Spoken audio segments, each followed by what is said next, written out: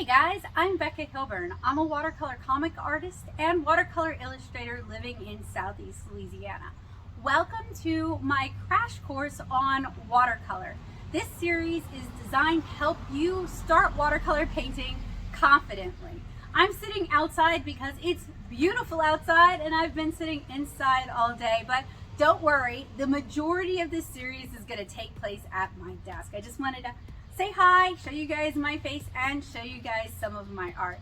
So before we dive into watercolor, I wanted to talk about why I love watercolor, and I wanted to talk about what I do with watercolor, and then I want to show you guys some examples of my watercolor work. If you've stuck around the channel for a while, if you're not new here, you've probably got a pretty good idea of the kind of art and illustration that I like to make. But I figured this was a great chance to show you guys some new things that I've been working on and to kind of reintroduce you to my work. So, why do I love watercolor? I have loved watercolor illustration, I feel like my whole life. I grew up with my mom reading beautiful watercolor picture books to me, and I remember being obsessed with Beatrix Potter's delicate illustrations. That would be an example of ink and wash. And that was a big inspiration for the kind of aesthetics that I gravitated towards. Even as I got older and I fell in love with comics via manga, I was the most drawn to mangaka who had delicate line work and who had lots of color illustrations, particularly alcohol marker and watercolor color illustrations. So I feel like that appreciation for lighter, more delicate applications has been with me for a long time.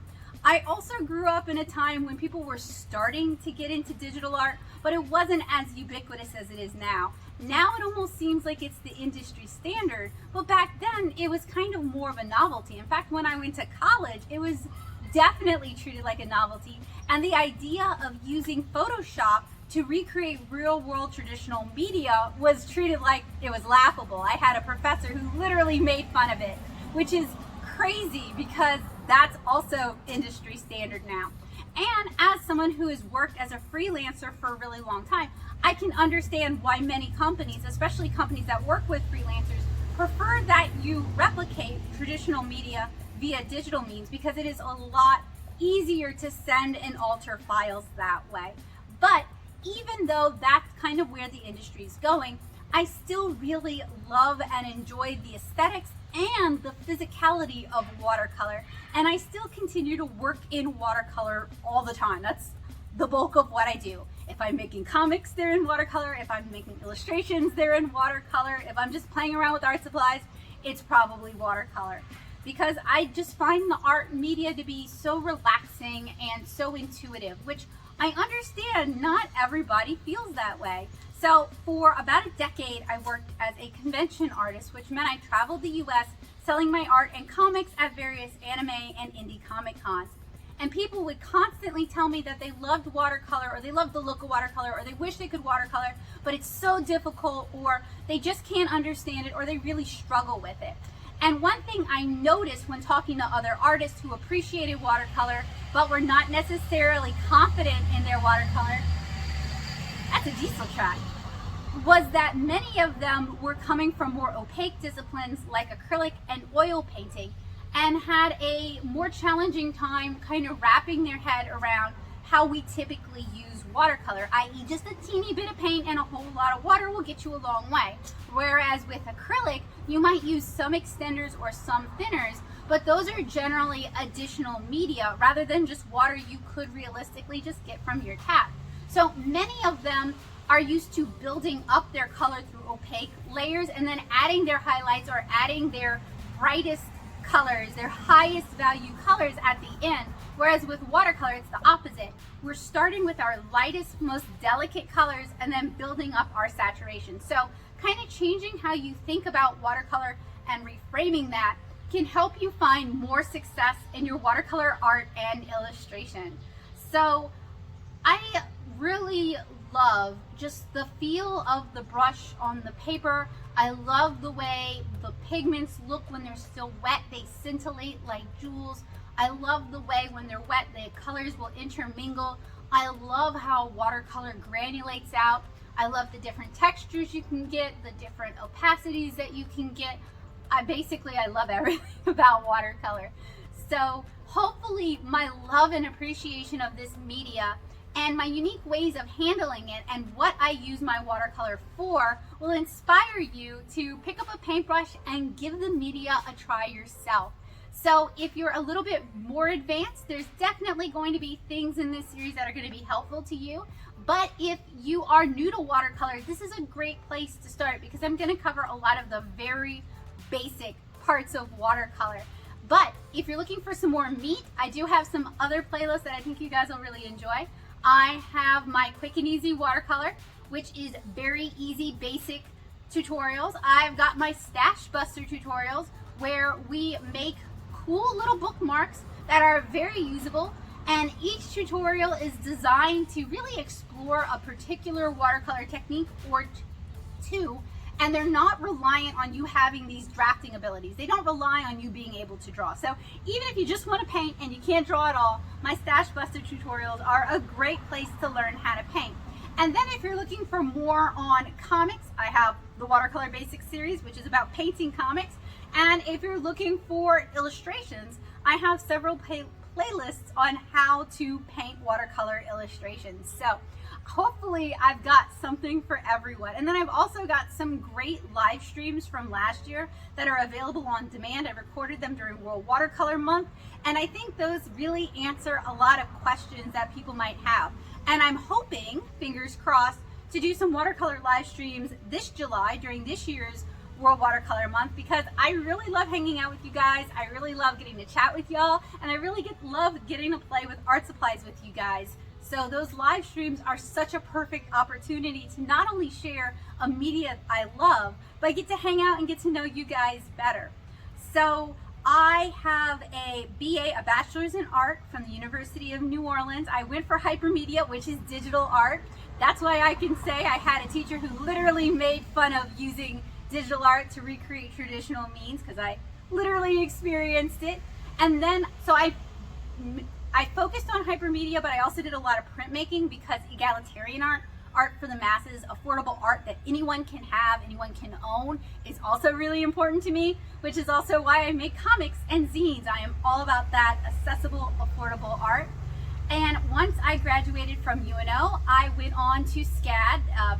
It's got a long name now, but it was the Savannah College of Art and Design back then. And I went for my MFA in sequential art, and that would be comics, picture books, but I really focused on comics.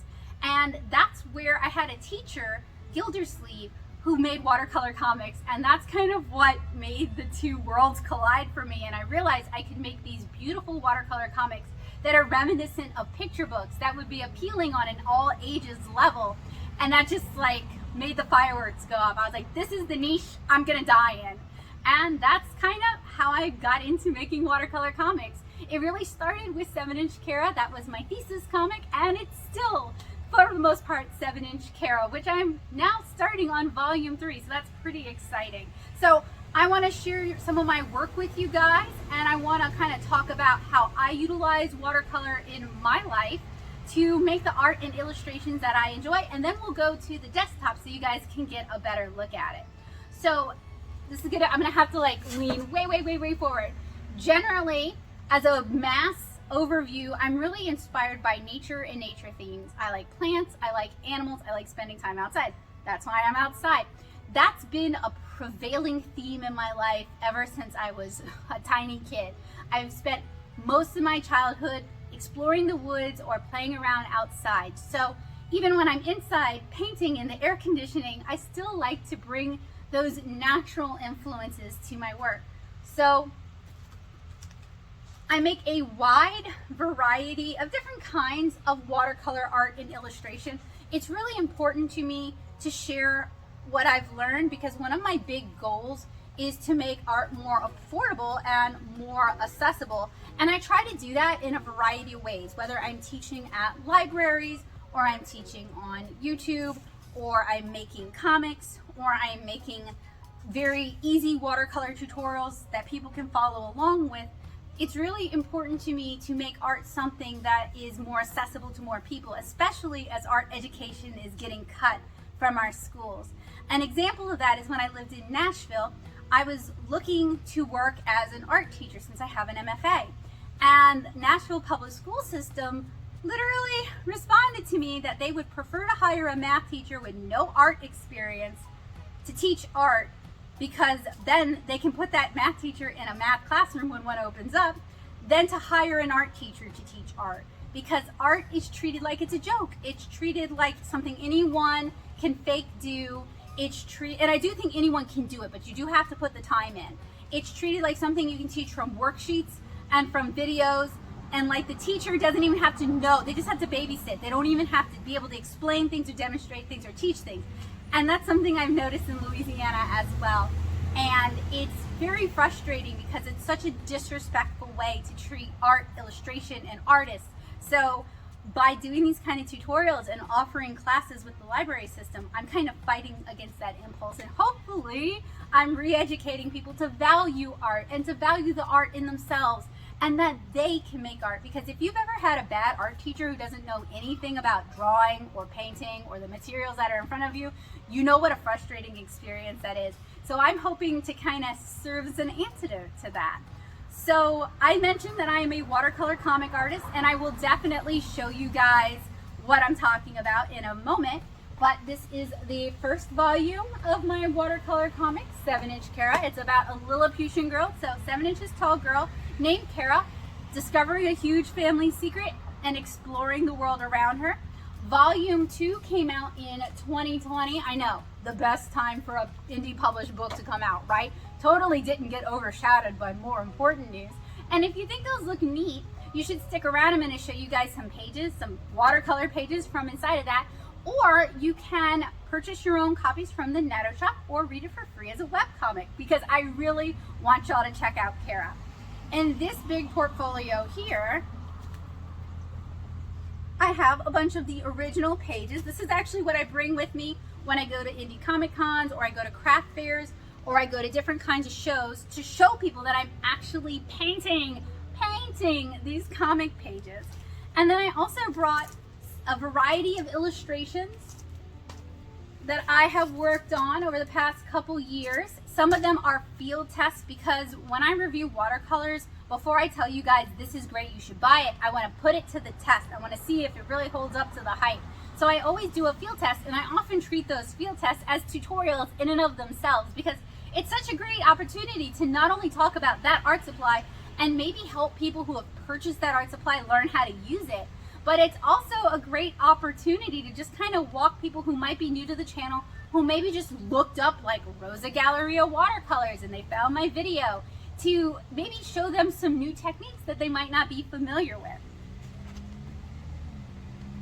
So not only do I paint watercolor comics, but I also make watercolor illustrations and tutorials. I love the physicality of being able to hold up and show the actual pigments on the paper, the actual minerals on the paper. There's something so cool about that. I used to work, most of my freelance was in digital art, and while that's cool and I have a lot of respect for it, I have to say it's just a different experience when you're working with physical media that has physical limitations, rather than you're using a computer program. And while the computer program doesn't do all the work, you do have infinite redos. There's something that really forces you to grow when you have to learn to work around something's problems.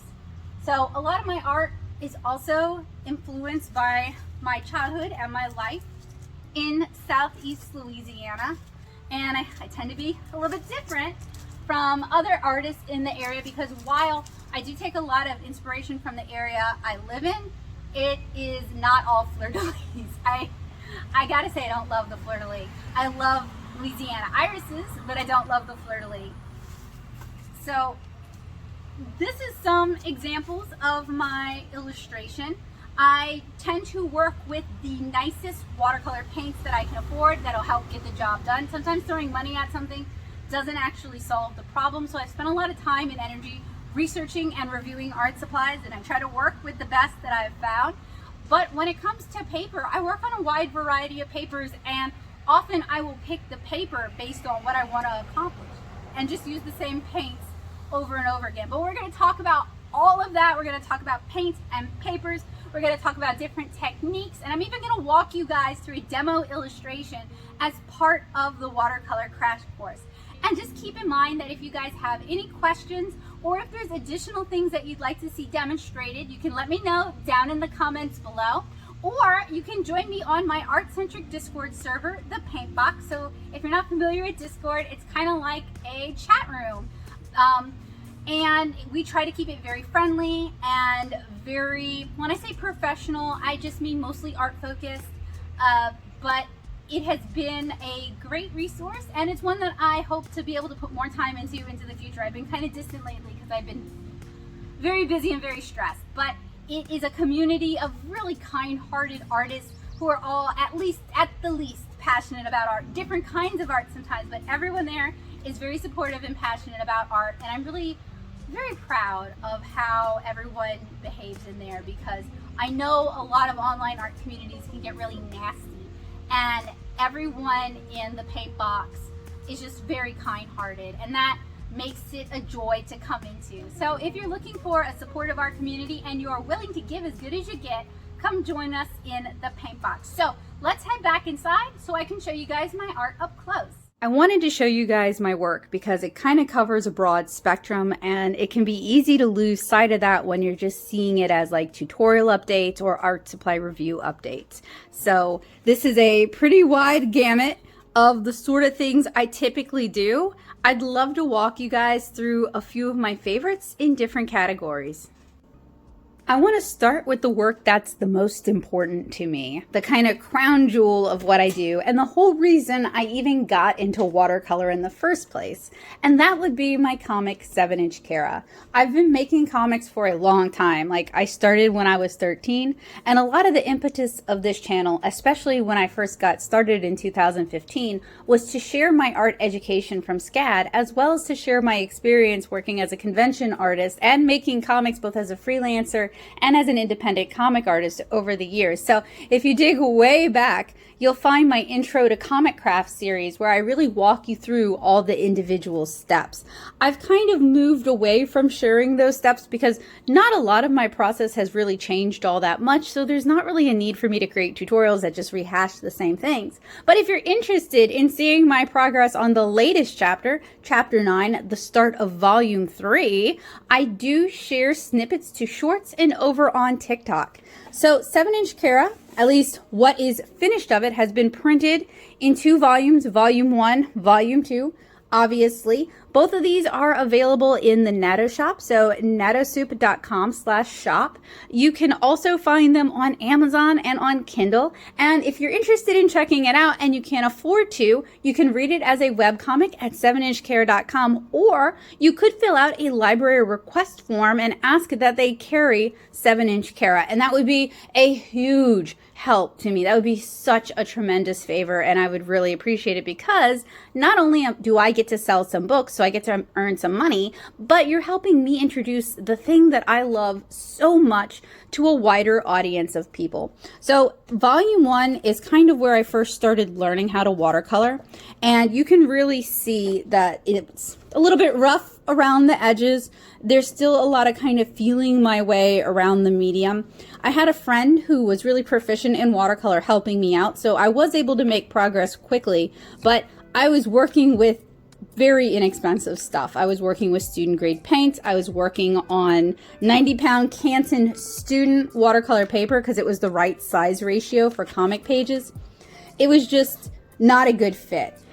As I enter Chapter 2, though, I moved on to better materials. I'd moved on to Canson Montval. I'd moved on to higher quality watercolors. This is where I started really trying out a lot of different watercolors and reviewing them over on my blog. So nattosoup.blogspot.com has a lot of comic tutorials, a lot of comic process, and a lot of watercolor reviews from before I really did a lot of YouTube. But you can see it's still pretty rough and pretty rudimentary because this was a learning process for me. A great way to learn how to do anything is to do a whole bunch of that thing while you're doing your research and your reading. So during this time, I was watching a lot of tutorials, I was reading a lot of blogs, I was getting a lot of help from my friends, and I was spending a lot of time with other artists and getting feedback from them, particularly other comic artists. This was kind of the height of my convention time. So 2015, 2016. And this bonus story was actually in a comics anthology, Hanadoki Kira, so that kind of explains why it's very different in color theory than the rest. So while volume 1 is not the epitome of my art by any shakes, I'm still really proud of it, and it's still something that I think stands up. Now, volume 2 is really where things start coming together, where I started painting a lot more frequently. I was doing a lot more standalone illustrations. I was doing a lot of convention commissions, so I was painting all the time. This is kind of the point where I got to where I was painting every day. And that's something I still do a lot of. Oh, this book smells so good. It smells like book, which is a great smell. So I feel like volume 2 is where you start seeing a lot of improvement, a lot of technical skills starting to come together. This is when I switched to entirely professional grade watercolors, and it's when I started using what's become known as my daily driver palette, and it hasn't changed a whole lot. And I have a lot of watercolor tutorials in my watercolor basic series where I'm actually just working on pages that ended up in volume 2. So this is kind of what's driven my watercolor journey, what's driven my watercolor growth. If I didn't know how to do something in Kara, or I realized as I was painting it, I didn't know how to do something, some technique, or mixing a specific kind of skin color, or, you know, whatever, then I would spend a lot of time practicing on standalone illustrations to really kind of hone these skills and figure things out. And then the back is my gallery of commission and fan art that I've collected over the years. So something I really like to do was commission other artists, telling them that it's going to be printed in volume 2, and obviously paying them for their services. So it's really cool that I have a collection of illustrations of Kara, most of which I've paid for. I think there's only a couple of exceptions that were free, and that was my friends drawing beautiful things for me. So I'm really happy that I can share that and credit those artists as well. And then I also have a section on making comics in the back. And I even go over my watercolor process and some of my favorite techniques. I had to just crib this wholesale. See, this is the actual painting process for the class I'm teaching, because that's really helpful. So these are the finished books. When I tell you guys I'm not super duper concerned about light fastness necessarily, it's because when I'm painting comics, this is the end goal.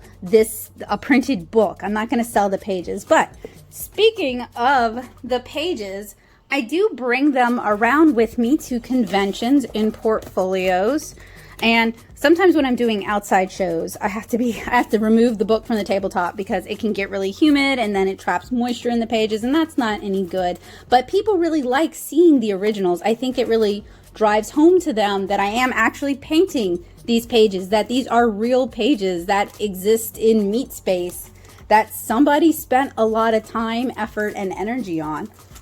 Plus, I don't know about you guys, but it's always just really cool to look at someone's process. A few years ago, I went to the Kyoto Manga Museum, and they had this display up, and they were reproductions. They were what's known as dash reproductions, and the point of that is to be so faithful you're even showing the mistakes.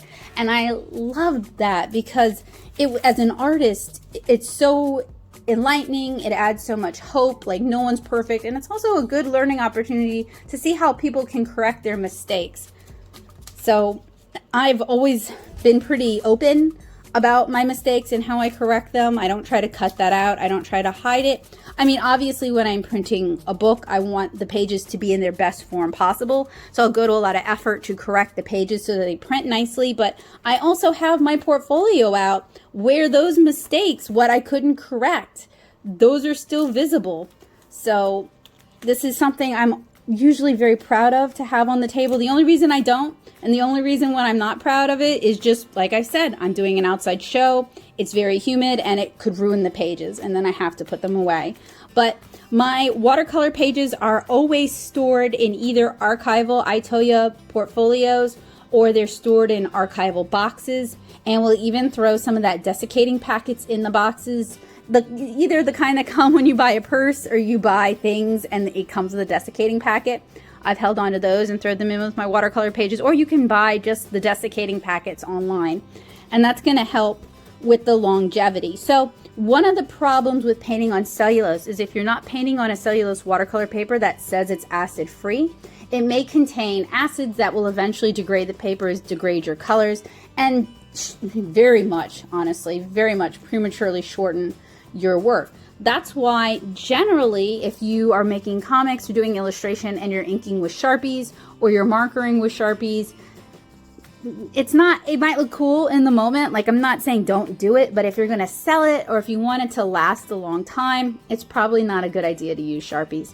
Even alcohol markers like Copic Prismacolor markers designed for art, designed not to eat up your paper, do color shift over time. So that is an important consideration.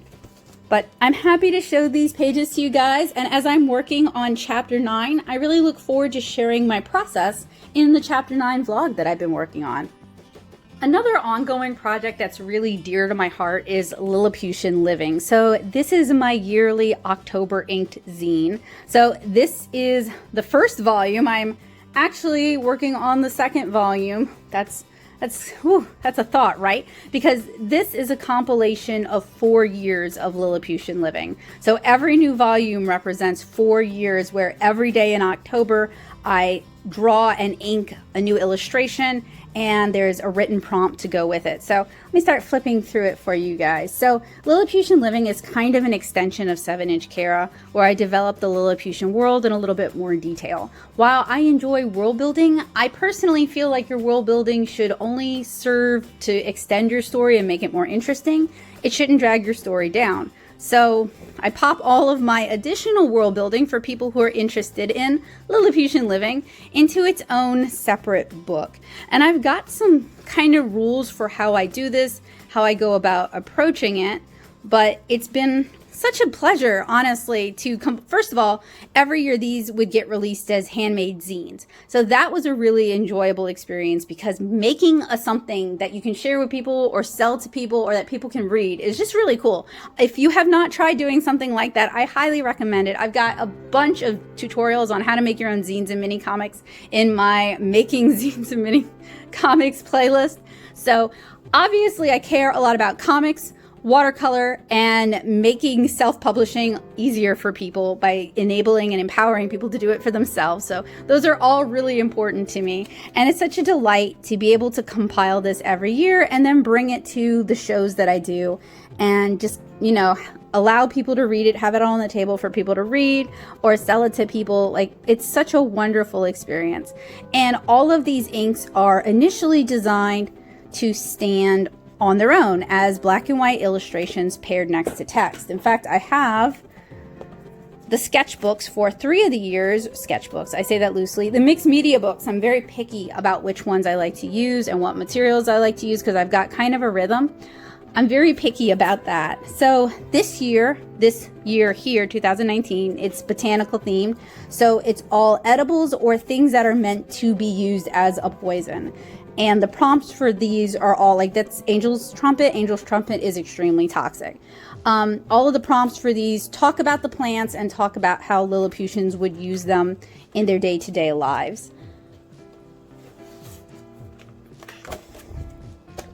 And I was a genius, and I didn't date this one, but I think this is 2020. Yeah, this is all about recycling and repurposing human objects for Lilliputian lives. And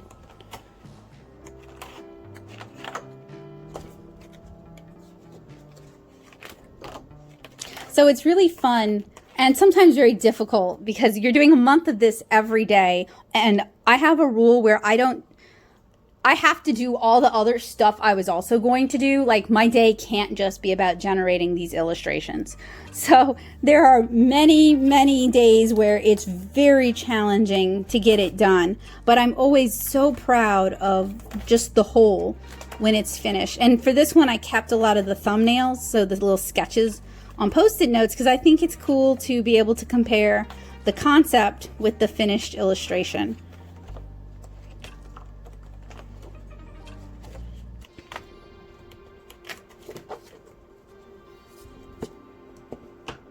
And then this was last year's. And I know I had a theme for last year, and I can't... Food. I think it was... No, it was a variety. It was like a mishmash of things. It was food. It was also... like household chores, daily life. Sorry, that was the theme, was daily life. Boy, how prescient. I think that's a mouse, but a rat would have been way more fitting because Basil sure does love to run. You know he's going to show up in this year's Lilliputian Living. I might just do like all pets. So yeah, daily life. Different things they enjoy. This was rooms of the house. So it's just a really fun way to kind of indulge in world building without dragging the main story down, but it's there for people who are interested in that kind of stuff. And then something else I really like to do is I will print my Lilliputian Livings as blue lines onto Stonehenge Aqua cold press watercolor paper. So I'll run that through my printer, and I have a tutorial on how to do that if you're interested in that little bit of magic right there. I repencil it, so I make corrections to the original illustration, things I don't like, and then I ink it using a Sakura Pigma FB. So those are waterproof brush pens that I highly recommend. And then I watercolor it, and many of them get used as field tests. So this was to test out the Supervision like regular watercolor palette. It was the 12+2 anniversary palette.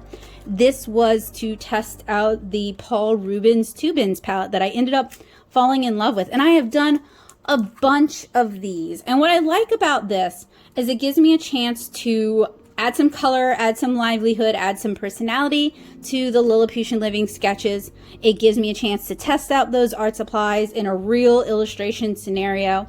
And then if I end up with an illustration that I really like, I can sell it, I can keep it, I can print it as postcards. And of course, because some of the paints I'm using have dubious light fastness, I do need to decide whether or not I'm just going to pull a piece and never offer it for sale, or if I'm going to, if someone was really, really interested in a piece, I do need to disclose to them.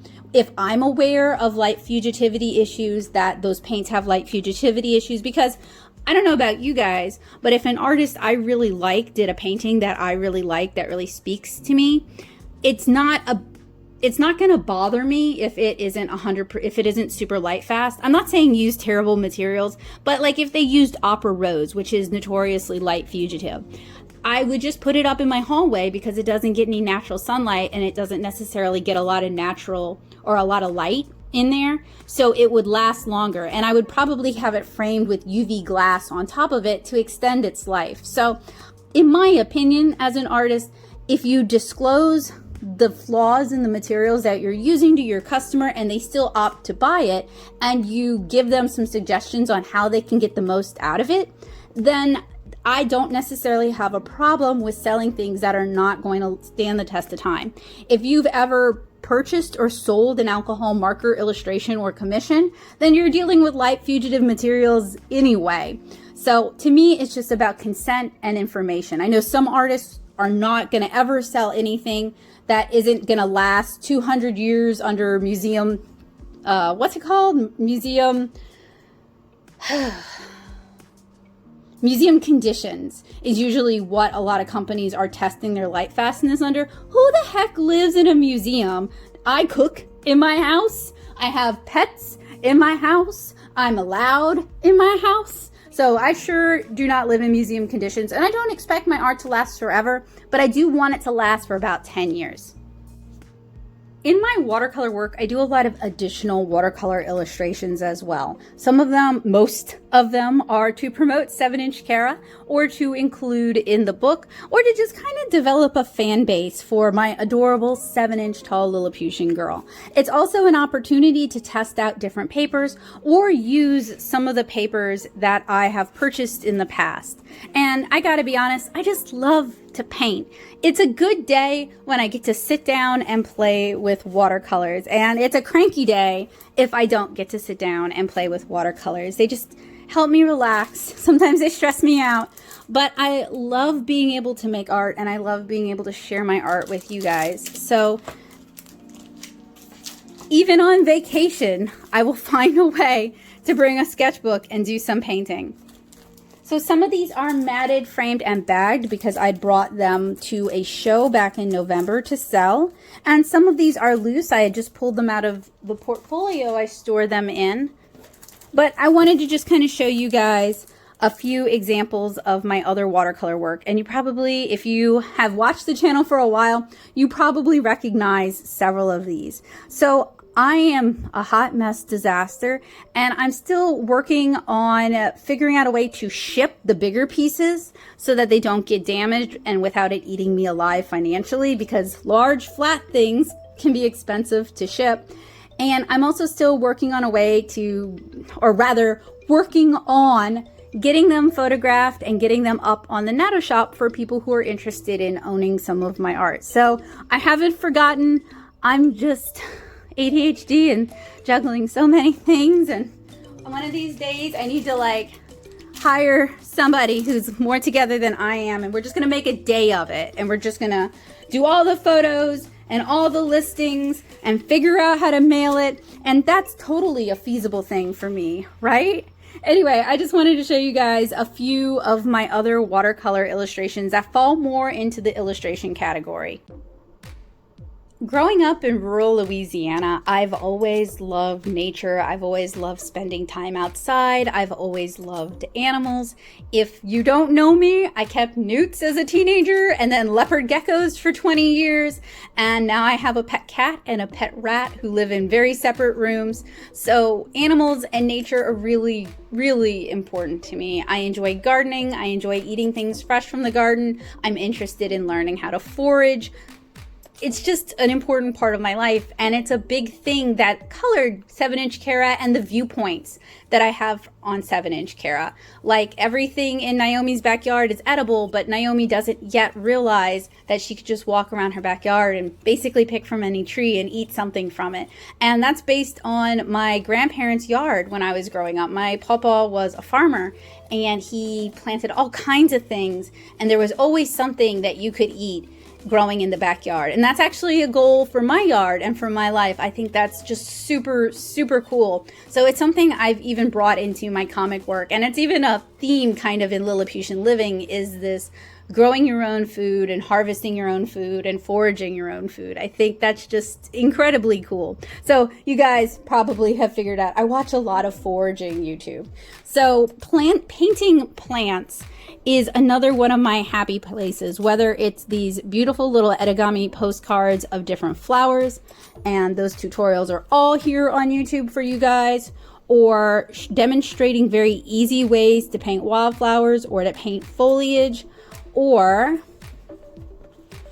using Shizen watercolor paper to do botanical studies. And I actually prefer to work from my own photographs when possible. So taking pictures of flowers is another one of my hobbies, and I really enjoy going out to the botanical garden and collecting reference.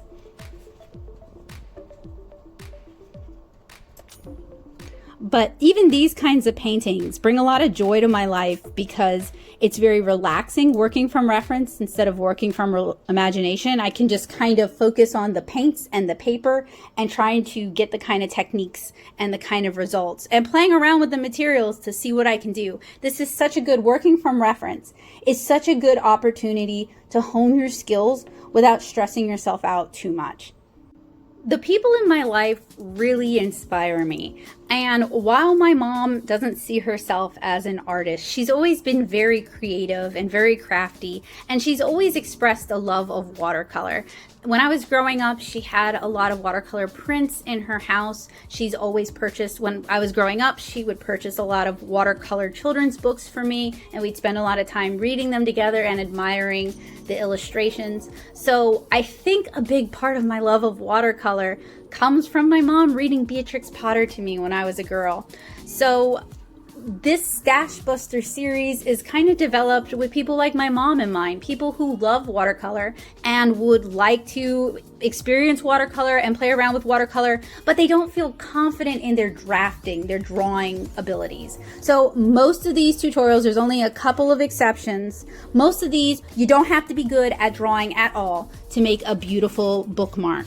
So part of the goal is to get you using the materials you already have and do it in a very economical way. So you're not using a whole sheet of watercolor paper. You can chop a large sheet of like a 10 by 15-ish, different papers come in different sizes. You could chop that up into 5 bookmarks, going longwise, and each one would be 3 inches wide. So it's very economical. And I think by making it cheap, it invites people to actually use the materials and play around with the materials. And I'm hoping that because the end result is so cute, it'll help overcome people's initial inertia to kind of ruining the beauty of an untouched watercolor palette. Like, they look like candy, and then by the time you finish painting with them, they look like a beautiful hot mess.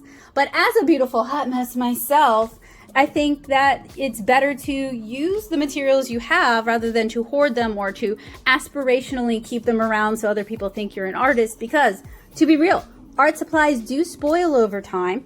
Different art supplies spoil over different lengths of time. You cannot keep it forever. So please use it and enjoy it rather than just, dragon hoarding this. And I say that as someone who does have a dragon's hoard of art supplies, but that's also why I'm always working on different papers and often working with different paints. It's that I'm continually using the supplies, or if it's something I think I'm never going to use, not even in a class setting so that my students have materials that I can vouch for to work with, I'll donate it so that somebody else can use it. But we're here to unhoard our dragon hoard. And I hope that this Stashbuster series is a way to do that. So I hope you guys will check that series out. But I wanted to share some of the bookmarks I've made. They're all designed to be pretty simple, focusing on 1 or 2 watercolor techniques, utilizing the same kind of color palettes over and over for the most part. And they're all designed to help teach you new techniques and give you a chance to practice them, but in a very safe, controlled way where we're not skipping any steps. I'm not assuming you know how to take a ball and turn it into a rose. And I think some of these have turned out really good. Like, this is a tutorial on painting a seashore, and I can't wait to share it with you guys because it looks so good, but it was actually very simple to do. I impressed myself because I can't paint waves to save my life, and this method was so helpful. Or like this adorable mermaid scale bookmark. Way easier than it looks. So hopefully after you finish with our watercolor crash course, you'll stick around and you'll check out some of my other watercolor tutorials or some of my drawing tutorials, because honestly, I love making comics. I love telling stories, but I also just love teaching people that they can be artists and that they can make art. And their art doesn't have to look like my art. It should look like they made it. So I love coming up with different ways to encourage people to take that leap and to try something new and maybe fall in love with a whole new medium.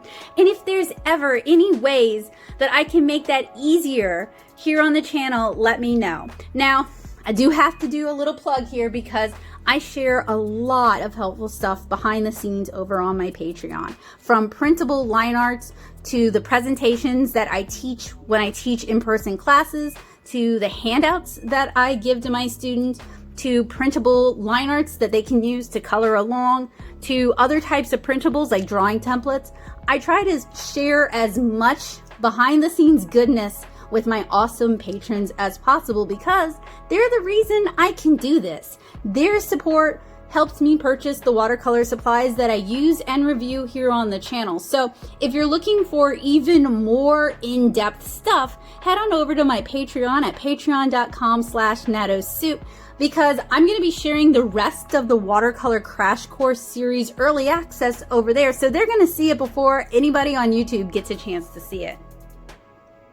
So for those of you who have hung out with me for a really long time, like Jill and Kabocha, this isn't news to you, but maybe I've turned you on to something that you'd forgotten about, or maybe you'd missed out on because life was really hectic. And if you're new here, I really hope you'll stick around. I update twice a week on Tuesdays and Saturdays generally, and I used to do live streams really frequently.